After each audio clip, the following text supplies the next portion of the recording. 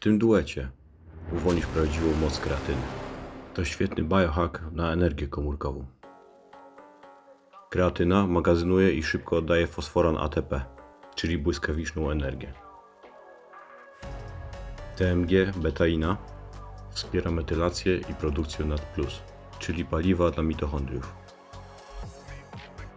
Te dwie substancje razem równa się stała energia i szybsza regeneracja. Ja łączę kreatynę z TMG codziennie. Efekt? Mocniejsze treningi.